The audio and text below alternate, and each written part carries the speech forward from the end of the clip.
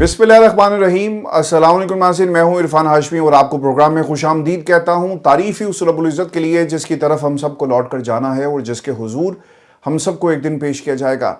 दोस्तों, आज 6 नवंबर है, दिन है जुमेरात का और आज की हमारी ये पहली वीडियो है। दोस्तों, जहां पर 27वीं तरमीम इस निज़ाम के ठेकेदारों को बदनाम कर रही है, वहीं पे पाकिस्तान मुस्लिम लीग नून के वुज़रा किसी को शक्ल दिखाने के काबिल नहीं रहे।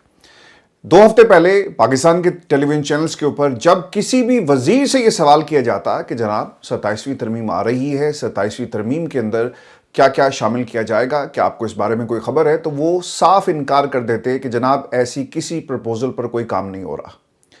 पाकिस्तान पीपल्स पार्टी ने एक ट्वीट करके छोटे जरदारी ने दुनिया को मुस्लिम लीग नून को मुंह दिखाने के कहीं भी काबिल नहीं छोड़ा। अब वुज़रा निजी महाफिल के अंदर एक दूसरे से ये सवाल कर रहे हैं कि यार सानू ते दस्या किसी ने नहीं। ये है फॉर्म 47 की करामात।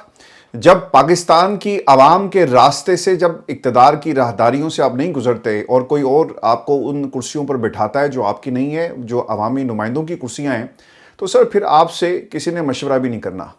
ये फैसले बंद कमरों में हुए, जिनको कुर्सियों पर बराजमान करवाया गया, उनके हवाले ये इक़्तिदार की कुर्सियां की गई, उन्हें सिर्फ बताया जाता है और जो वुज़रा हैं उनको सिर्फ इंटीमेट किया जाएगा कि जनाब किस दिन आपने पार्लियामान में पहुंचना है, वोटिंग होगी और अच्छे बच्चों की तरह आपने वोट देने हैं।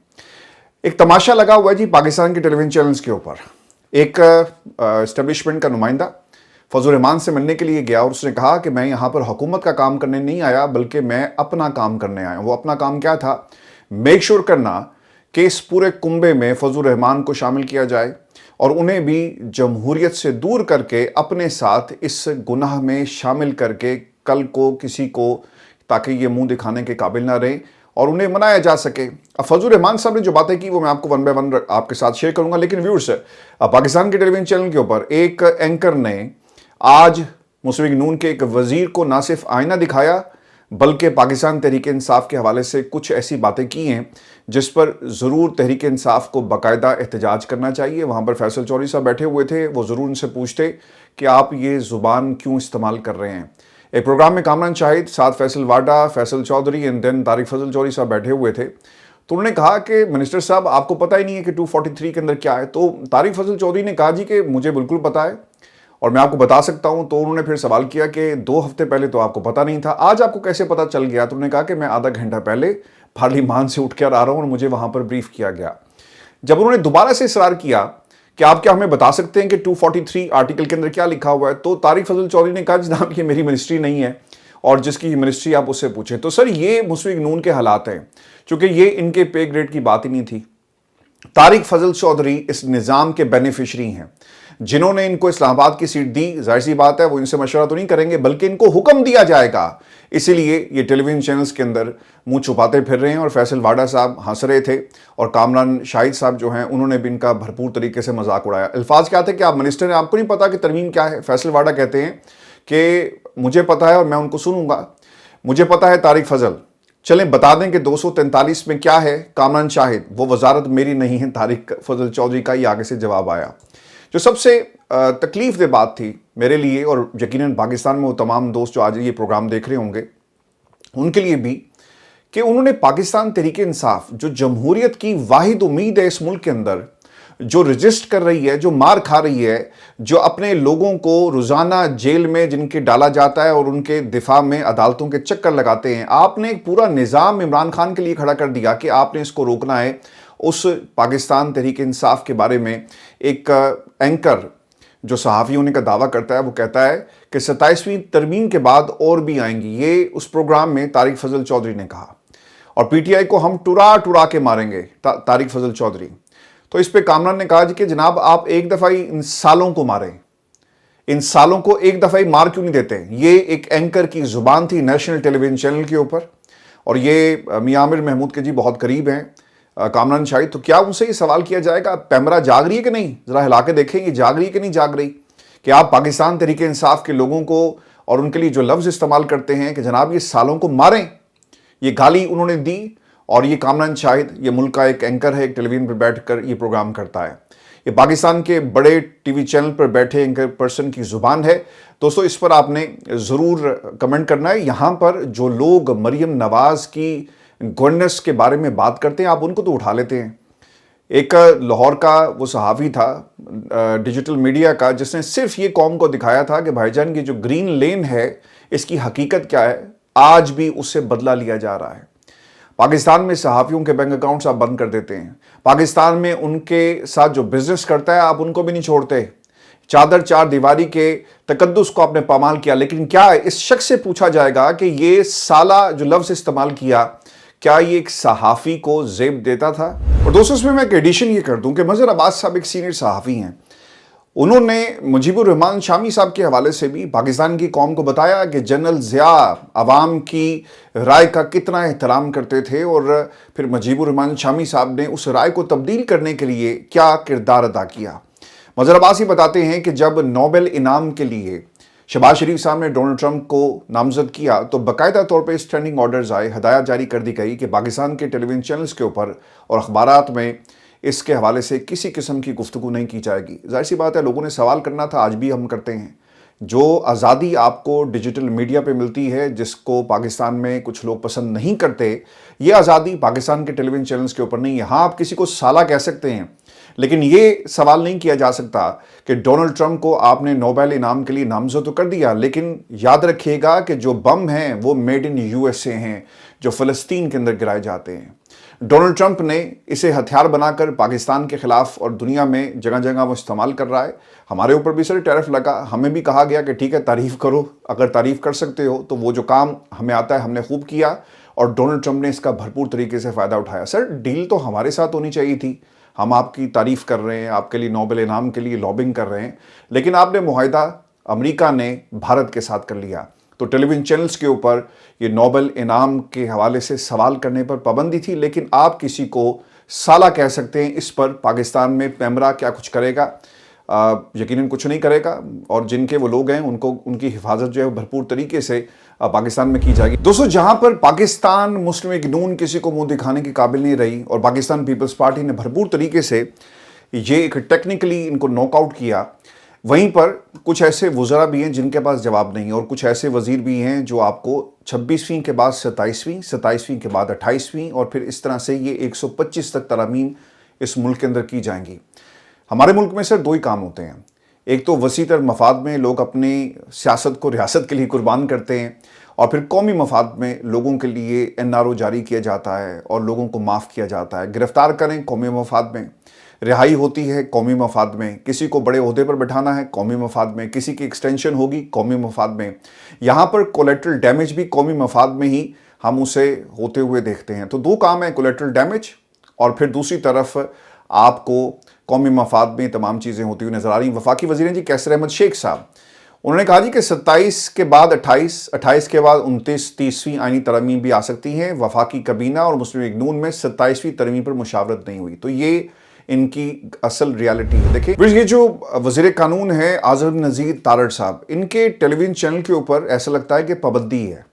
آپ کو کسی ٹیلی ویژن چینل کے اوپر نظر نہیں آ رہے. ایسا لگتا ہے کہ کسی نے دفعہ 144 لگا دی کہ ان کے ٹی وی پر آنے پر پابندی ہوگی, اور جب تک یہ پابندی ختم نہیں ہوتی یہ ٹی وی پر نمودار نہیں ہوں گے. آپ کو آ کر ٹیلی ویژن چینل کے اوپر جو سوالات ہیں اس کا جواب دینا چاہیے. لیکن اعظم نذیر تارڑ صاحب آپ کو ٹیلی ویژن چینل کے اوپر نظر نہیں آ رہے. کل وفاقی وزیر ہیں جی امیر مقام صاحب 92 چینل پر بیٹھے ہوئے تھے, تو ان سے 27ویں ترمیم کے حوالے سے ڈائریکٹ انڈائریکٹ 3-4 سوالات کیے گئے. تو انہوں نے کہا کہ اس حوالے سے ان کو ابھی معلوم نہیں, اس لیے بات نہیں کر سکتے اور نہ ہی کوئی ایسی مشاورت ہے. حیران کن بات یہ تھی کہ حکومتی وزراء کا بھی کچھ معلوم نہیں ہے. دیکھیں میں نے آپ کو پہلے ہی کہا کہ فارم 47 کی جو پیداوار ہوتے ہیں ان سے پوچھا نہیں جاتا, ان کو بتایا جاتا ہے. اور مشاورت آئین کے حوالے سے نہیں ہوگی, ترامیم کے حوالے سے نہیں ہوگی, بلکہ کہا جائے گا کہ پہنچ جانا, جس دن ووٹنگ ہونی ہے اور اس دن پہنچ جانا, تو سب یہ پہنچیں گے اور ووٹ ڈالیں گے. اعزاز سعید صاحب نے جی ایک کلیم کیا ہے اور انہوں نے کہا کہ پاکستان پیپلز پارٹی پر سختیاں مزید بڑھیں گی, اور یہ بھی وہ کلیم کر رہے ہیں کہ 27ویں آئینی ترمیم کے تحت آرمی چیف کی تقرری کا اختیار صدر پاکستان کو دیا جا سکتا ہے, جبکہ آرمی چیف کو ہٹانے ریموو کرنے کا عمل انتہائی مشکل بنا دیا جائے گا تاکہ عام حالات میں انہیں عہدے سے نہیں ہٹایا جائے. دیکھیں یہ پاکستان میں انسیکیورٹیز کا معاملہ تو ہمیشہ سے رہا. जनरल बाजवा साहब ने रात को अतर मनिल्ला की अदालत खुलवाई और एक साहब टहलते टहलते चले गए, अतर मनिल्ला साहब टहलते टहलते आ गए और उनको ये बताया गया कि कौमी मफाद में इस कुर्सी पर जो शख्सियत बैठी हुई है अगर उसे हटा दिया गया तो ये पाकिस्तान के लिए बेहतर नहीं होगा, लिहाजा रोक लो। और अतर मनिल्ला साहब ने अदालत को खोला। आज वो बड़े जमहूरी बनने की कोशिश करते, लेकिन सर इनके माजी में आपको बहुत सारी ऐसी गलतियां नजर आएंगी। आज मैं पार्लिमान को देख रहा था, कौमी असम्बली के अंदर और फिर दीगर प्लेटफॉर्म्स के ऊपर नून लीग ने क्या किया कि अपने वुज़रा को जो 18वीं तरमीम के हवाले से तहफ़्फ़ुज़ात हैं या फिर NFC अवार्ड के हवाले से उनके ऊपर बोलने का एक मौका दिया और उनके जो कंसर्न्स थे पीपल्स पार्टी के, इन्हें वो एड्रेस करते नजर आए। एक स्क्रिप्ट था जो दे दिया गया, ये सारे अदाकार हैं, इनका जमहूरियत से कोई ताल्लुक नहीं है। आज पार्लिमान में दोस्तों एक और तकरीर भी हुई और ये बैरिस्टर गौहर की तकरीर थी। कुछ बातें उन्होंने अच्छी की और शायद देर कर दी। अगर ये इसी तरह से पहले दिन से बोल रहे होते तो आज ये पाकिस्तान तहरीक इंसाफ को लीड करते और अपोजिशन लीडर का जो ओहदा है वो इनके पास होता। गौर साहब ये कहते हैं कि 27वीं तरमीम आइन और पार्लियामेंट की रूह के मुनाफी है। 2 हफ्ते हो गए आपको 74 अरकान असम्बली के साथ अपोजिशन लीडर की तैनाती की दरख्वास्त दी, लेकिन आपने महमूद खान अचकज़ई को अपोजिशन लीडर तैनात नहीं किया। अचकज़ई को इमरान खान ने नामजद किया। आइनी तरमीम एक संजीदा मामला है, उनके पास तरमीम का कोई जवाज़ और अथॉरिटी नहीं। आइन कोई सहीफ़ा नहीं कि इसमें तरमीम ना हो। भारत के आइन में 106 तरमीम हुई, लेकिन सिर्फ बार हुकूमत के पास 2/3 अक्सरियत मौजूद थी। बाकी तमाम दफ़ा सबको एतमाद में लेकर तरमीम की गई। और दोस्तों बैरिस्टर गौहर ने आर्टिकल 243 पर खुलकर बात नहीं की। जिस तरह इमरान खान बोल रहे हैं इस्टेब्लिशमेंट को और पाकिस्तान के फील्ड मार्शल का नाम लेकर, वैसे आपको बैरिस्टर गौहर बात करते हुए नज़र नहीं आते। उनको मालूम है कि अगर मैंने भी खुलकर बात की और उनका नाम लिया तो मुझे भी जेल में डाल दिया जाएगा। बैरिस्टर गौहर अगर आज पाकिस्तान में इमरान खान की तरह गरज बरस रहे होते तो यकीनन पाकिस्तान की आवाम इनकी सपोर्ट के लिए निकलती या इनको वो मकाम मिलता जो आज अचकज़ई को मिल रहा है या फिर अल्लामा राजा नासिर अब्बास साहब के हिस्से में आया। पाकिस्तान में सर आज एक और भी इम्पोर्टेंट काम हुआ। सुहेल अफरीदी जो हैं वो सेंटर ऑफ अटेंशन थे और वो पार्लियामेंट में पहुंचे और उन्होंने कुछ गुफ्तगू की है। वहाँ पे पार्लिमानी पार्टी का इजलास हुआ जिसमें इन्हें भी शामिल किया गया और इन्होंने पहुंचने के बाद पाकिस्तान में एक्सटेंशन के हवाले से और फील्ड मार्शल आसिम मुनीर साहब के हवाले से कुछ बातें कही। वो क्या कहते हैं जी कि पाकिस्तान में इस वक्त एक मार्शल लॉ की सूरत हाल है। 27वीं तरमीम के हवाले से जो ट्वीट हुआ, इससे महसूस हो रहा है कि तरमीम जमहूरियत को कमज़ोर और ख़ुद जो सूबाई खुद मुख्तारी है इसको कमज़ोर करने के लिए है। अडयाला जेल हुकाम को मेरा नाम भिजवा दिया गया है और मैं इमरान खान से मुलाकात के लिए कल जाऊंगा। आज उनकी मुझसे मुलाकात होने जा रही है और हमने तमाम जमहूरी रास्ते अपना लिए, पार्लिमान के सामने भी अपनी बात रख दी। अगर कोई सोच रहा है कि 27वीं तरमीम से वो अपने इक़्तिदार को दवाम दे लेगा तो फिर याद रखना कि हम 3 साल से बर्दाश्त कर रहे हैं और अब मज़ीद बर्दाश्त नहीं करेंगे। उनसे सवाल हुआ कि क्या फील्ड मार्शल को एक्सटेंशन मिलनी चाहिए, तो वज़ीर आला सुहेल अफरीदी ने इस पर जवाब दिया कि हमारे दौर में आर्मी चीफ को एक्सटेंशन मिली जिस पर मेरे कायद ने कहा कि गलती थी, अब वक्त आ गया है कि इस गलती का अजाला किया जाए। अच्छा, ये सिर्फ सुहेल अफरीदी का मामला नहीं है। आज पाकिस्तान के सोशल मीडिया पर मरीम नवाज़ की इस्लामाबाद हाई कोर्ट के अहाते में खड़े होकर बहुत सारी मीडिया इंट्रैक्शंस हैं जिसमें उन्होंने कहा कि जब किसी को एक्सटेंशन मिलती है तो यकीनन इसके पीछे कुछ मकासद होते हैं और अगर ऐसे एक्सटेंशन दी गई तो वो पाकिस्तान की अदालतों से स्ट्राइक डाउन हो जाएगी, ये उनके अल्फाज थे। लेकिन आज मेरा ख्याल है कि मरीम नवाज़ को कुछ नज़र नहीं आ रहा, क्योंकि सर हुकूमत है ना, कुर्सी पर बैठे हुए हैं आप, इक़्तिदार आपके पास है, रोज़ाना आपकी अखबार में तस्वीर छपती है, लाहौर देखता है, पंजाब देख रहा है, आपको पूरी दुनिया को आप दिखाने की कोशिश कर रहे हैं। तो सर इन कुर्सियों को, इस इक़्तिदार को कौन छोड़ता है? तो डील करनी पड़े, ढील भी मिलेगी और इक़्तिदार भी मिलेगा और पाकिस्तान मुस्लिम लीग नून इसी में खुश है। पाकिस्तान की इस्टेब्लिशमेंट और पाकिस्तान में ये जो 2-3 जमातें इस वक्त इक़्तिदार में आपको नज़र आ रही हैं ना सर इनका ये जो एक जॉइंट जो पार्टनरशिप इस वक्त चल रही है, इस्टेब्लिशमेंट ने ये फैसला कर लिया कि हमने कुछ ऐसे किरदार जो हमें इन हुकूमतों की और इन सियासी जमातों की शक्ल में मिल गए हैं, हम इन्हें इस्तेमाल करेंगे। वो इस्तेमाल हो रहे हैं और ये इस्तेमाल कर रहे हैं और इन जमातों को ये एहसास हो गया कि हम पॉपुलर डेमोक्रेसी के ज़रिए पाकिस्तान में इक़्तिदार में नहीं आ सकते और हमारा मकसद भी ये नहीं रहा। तो क्यों ना हम पाकिस्तान की इस्टेब्लिशमेंट से डील करके इक़्तिदार में रहें, वो भी खुश, उनका भी काम चलेगा और हमारा भी काम चल रहा है। तो सर ये एक जॉइंट पार्टनरशिप है जो इस्टेब्लिशमेंट और 2-3 जमातों के दरमियान है और इसमें पाकिस्तान की आवाम इस वक्त जो है वो तमाशा बनी हुई है। आज की जो मुलाकात है सुहेल अफरीदी की, दोबारा से जी वो जा रहे हैं, लेकिन यकीनन उन्हें इस मुलाकात سے دور رکھا جائے گا اور یہ ملاقات نہیں کروائی جائے گی۔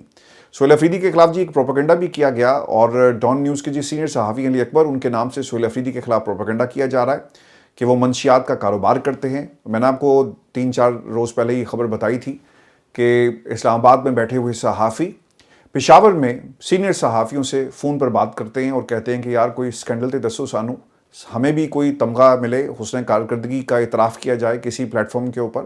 اور ایک فیک خبر جو ہے وہ سہیل افریدی صاحب کے حوالے سے آئی، جس پر علی اکبر نے پھر یہ وضاحت کی کہ کسی تقریب کار نے میرا اور میرے ادارے کا نام غلط استعمال کرنے کی کوشش کی۔ سہیل افریدی خیبر پختونخوا کا منتخب وزیر اعلیٰ ہے، ہمارے ان پر لگائے گئے جو ان کے اوپر الزام ہیں وہ ثبوت موجود نہیں، اور یہ من گھڑت الزامات ہیں، اور میں اس کی مذمت کرتا ہوں۔ تو یہ علی اکبر کی طرف سے سر ایک وضاحت بھی آ گئی۔ اور پھر آپ کو یہ بھی خبر دیں کہ پاکستان میں ڈیجیٹل میڈیا کے اوپر بھی یہ جو سرمایہ دار ہے اس نے قبضہ کرنے کی کوشش کی۔ ایک پلیٹ فارم بنایا گیا نقطے کے نام سے، اور اس پلیٹ فارم سے بھی 37 کے قریب صحافیوں کو فارغ کر دیا گیا ہے۔ خبر کے مطابق یہ نقطہ جو ڈیجیٹل پلیٹ فارم ہے، کامران خان یہ اس کے روح رواں ہیں، اور پیچھے جو انویسٹمنٹ ہے بتایا جاتا ہے کہ ملک ریاض صاحب کی ہے، اور اس پلیٹ فارم سے 37 صحافیوں کو فارغ کرنے کی خبر آئی۔ کچھ عرصہ پہلے کامران خان صاحب نے ایک سٹوری کی، اور اس میں وہ پاکستان میں دودھ اور شہد کی جو نہریں جو ان کو نظر آ رہی تھی اس حوالے سے باقاعدہ انہوں نے پروگرام کیا، ایک ویڈیو ان کی جاری ہوئی۔ اور پھر دوسری طرف اگر یہ حالات ہیں تو پھر ایسا کیوں ہوا کہ 37 صحافیوں کو فارغ کر دیا گیا؟ سر اس انڈسٹری میں سب سے زیادہ استحصال جو ہے نہ وہ اینکرز کا ہوتا ہے، نہ وہ جو آپ کے سینئر پوسٹ کے اوپر جو لوگ ہوتے ہیں نا ان کا ہوتا ہے۔ اگر کسی کا استحصال ہوتا ہے تو وہ بیٹ رپورٹرز کا ہوتا ہے، کیمرہ مینز کا ہوتا ہے، کاپی ایڈیٹرز کا ہوتا ہے، ڈیسک پہ بیٹھی ہوئی جتنے بھی آپ کے جرنلسٹ ہیں ان کا ہوتا ہے، جو ٹیلی ویژن سکرینز کے اوپر آپ دیکھ رہے ہوتے ہیں رنگ، ان رنگوں کے پیچھے جو مصور ہے جس کا نام کبھی نہیں لیا جاتا۔ آپ نے ٹیلی ویژن چینلز کے اوپر اینکرز کو بولتے ہوئے دیکھا ہوگا، ان کے الفاظ جن کاپی رائٹرز کی امانت ہوتے ہیں یا تخلیق ہوتے ہیں، ہمیشہ ہم نے انہیں ہی زیر عتاب آتے ہوئے دیکھا۔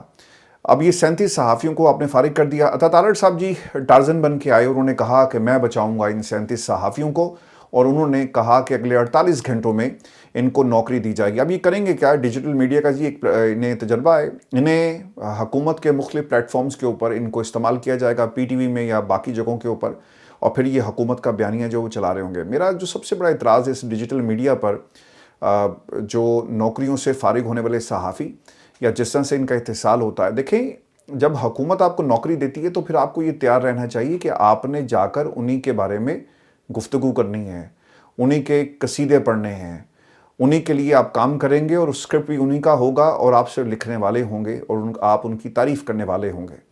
تو 37 لوگ جس طرح آزادی کے ساتھ پہلے کام کر رہے تھے، اب یہ آزادی ان سے چھین لی جائے گی، اور 48 گھنٹوں میں ان 37 لوگوں کو نوکری ملے گی، یہ اعلان کیا گیا ہے۔ لیکن ایک اور کام بھی پاکستان میں سر، آپ ٹارزن بن کے آ گئے، مسیحا بننے کی آپ نے کوشش کی اور ان کو نوکری دے دی۔ سر فریڈم نیٹ ورک کی رپورٹ کے مطابق انکشاف یہ ہوا کہ گزشتہ سال صحافیوں کے خلاف کارروائیوں میں 60% اضافہ ہوا ہے، اور کم از کم 142 واقعات رپورٹ ہوئے۔ متنازع قوانین کے تحت 36 مقدمات درج ہوئے، پریس کی آزادی میں کمی اور سیلف سینسرشپ میں اضافہ ہوا۔ اس کے علاوہ گزشتہ 9 ماہ کے دوران 17 ٹی وی چینلز، اخبارات اور ڈیجیٹل پلیٹ فارمز کے 456 سے زائد صحافی اور میڈیا پروفیشنلز اپنی نوکریوں سے محروم ہو گئے۔ اب کیا ان لوگوں کو بھی نوکریاں دی جائیں گی؟ آپ کو ایک موقع ملا، 37 لوگ تھے ڈیجیٹل میڈیا کے، اور ان کو کہا کہ آپ آ جائیں اور ہم آپ کو نوکری دے دیں گے، تو ان کو سر نوکری مل گئی۔ پاکستان میں سر ورکنگ جرنلسٹ کے لیے ہمیشہ سے یہ مشکل وقت رہا۔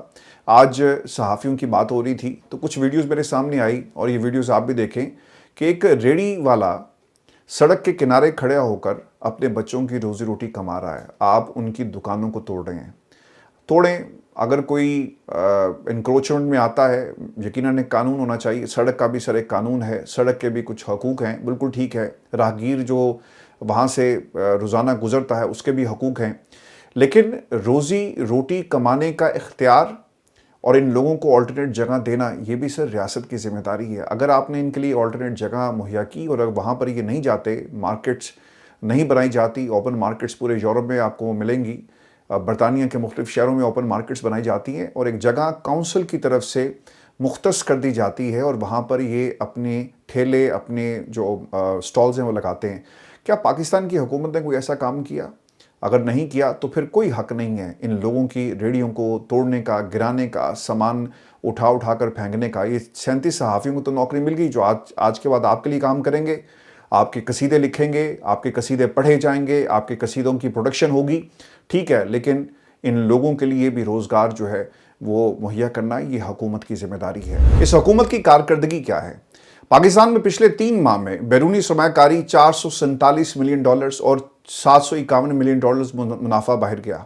ہمارے ملک میں سرمایہ کاری بالکل نہیں آ رہی جی، اور ٹیکس کی چھوٹ اور مرضی کی قیمتوں کی چھوٹ جیسی شرائط پر بڑی مشکل سے اگر کوئی تھوڑی بہت سرمایہ کاری آئی بھی تو منافع اس سے 2 گنا باہر چلا گیا۔ تجارتی خسارہ بڑھ رہا ہے اور برآمدات وہی $2 ارب اور درآمدات $6 ارب سے بڑھ گئی، اور یہ جو فگرز ہیں وہ مزمل اسلم صاحب نے شیئر کی ہیں، ایک ذہین شخصیت، پاکستان تحریک انصاف کا اثاثہ، اور میں نے آپ کو پہلے بھی بتایا تھا کہ پاکستان تحریک انصاف میں مزمل اسلم صاحب سیاست سے بالا تر ہو کر یہ تمام جو فگرز ہیں وہ آپ دوستوں سے شیئر کرتے ہیں، اور انہیں عمران خان کی کابینہ میں ضرور ہونا چاہیے، اور آج یہ پاکستان تحریک انصاف کے پی چیپٹر ان کی حکومت کی کابینہ کا حصہ ہیں۔ آج پاکستان کے اندر جو سب سے اہم سوال ہے وہ ملک گیر احتجاج کا ہے۔ کچھ خبریں ایسی بھی آ رہی ہیں کہ 29 نومبر کو پاکستان تحریک انصاف نے آئندہ کا اعلان کرنا تھا اور یہ اعلان نہیں ہوا۔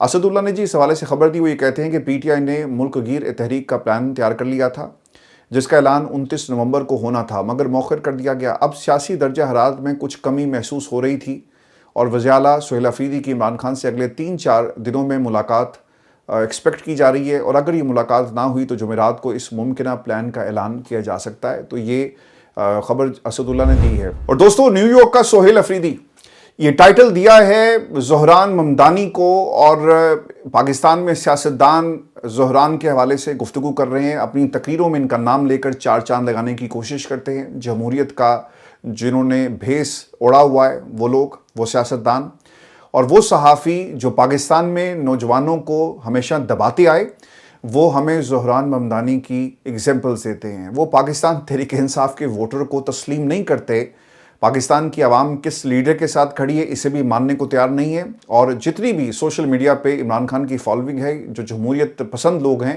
آپ انہیں تسلیم نہیں کرتے، بلکہ آپ کو امریکہ کے نوجوان جو ہیں ان کی محبت یاد آ رہی ہے۔ کچھ ایسے لوگ بھی ہیں، اور پھر کچھ ایسے لوگ بھی ہیں جنہوں نے ایسے کرداروں کو بھرپور طریقے سے جواب دیا۔ آسمان شرازی نے لکھا، یہ سنیں، اور یہ صحافت ہے کہ منافقت ہے؟ ہمارا نوجوان جو ہے انہیں نظر نہیں آتا، وہ ان کا دشمن ہے، لیکن امریکی نوجوان ان کے قصیدے پڑھتے ہیں، اور ان کے بارے میں کیا لکھ رہے ہیں کہ زہران ممدانی ایک نئی تاریخ رقم کر دی۔ نیو یارک کے میئر کے الیکشن نے ثابت کر دیا کہ لوگ سماجی انصاف کی جدوجہد میں بائیں بازو کی سیاست میں کس حد تک دلچسپی لے رہے ہیں۔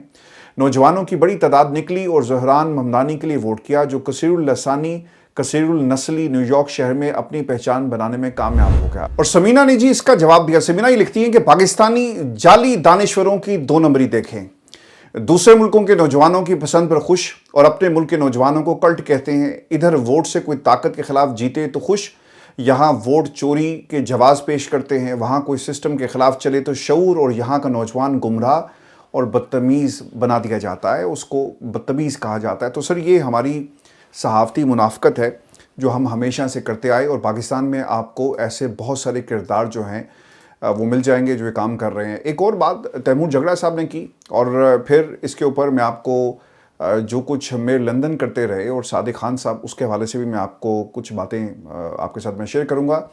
تیمور جھگڑا صاحب یہ کہتے ہیں کہ نیو یارک کے الیکشن نے ایک اور فرق بھی دکھایا کہ امریکہ کے صدر اور امریکہ کی اسٹیبلشمنٹ نہیں چاہتے تھے کہ زہران ممدانی الیکشن جیتے، لیکن نتیجہ آیا تو کسی نے فارم 45 کو فارم 47 میں کم از کم نہیں بدلا۔ تو یہ ایک کمپیریزن جو ہے وہ پاکستان کے اندر کیا جا رہا ہے۔ مختلف ٹیلی ویژن چینلز کے اوپر باقاعدہ اس کے اوپر شوز بھی ہوئے، جس میں سوال یہ تھا کہ کیا ممدانی کی جیت اس بات کا اشارہ ہے کہ دنیا سوشلسٹ بیانی کی طرف واپس مڑ رہی ہے؟ دیکھیں حالات تو سر اسی طرف جا رہے ہیں نا۔ ہمیں شخصیات سے باہر نکل کر جمہوریت کو بطور انسٹیٹیوشن مضبوط کرنا ہوگا، اور یہ جو پاپولر اوپینین جسے ہم کہتے ہیں، عوام کی رائے، اس کا احترام، نوجوان دنیا میں اپنے ووٹ کی طاقت سے اور اپنی رائے سے تبدیلی کا حق بھی رکھتے ہیں اور طاقت بھی رکھتے ہیں۔ اس کی سب سے بڑی مثال ہم نے بنگلہ دیش میں دیکھی۔ اس کے بعد یہ سلسلہ شروع ہوا انڈونیشیا اور پھر دیکھتے دیکھتے دنیا کے مختلف ممالک کے اندر آپ کو نوجوان نے جس طرح قیادت کی وہ ہمیں نظر آیا۔ تو دوستو دنیا میں خاص طور پہ پاکستان میں اس جیت کو اسٹیبلشمنٹ اور ڈونلڈ ٹرمپ کے خلاف ایک بڑی جیت تصور کیا جا رہا ہے۔ دوستو یہ ہماری آج کی ویڈیو تھی، اپنے کمنٹس ضرور بھیجیے گا، چینل کو سبسکرائب کرنا مت بھولیں، اجازت دیجیے، اللہ نے کے بعد۔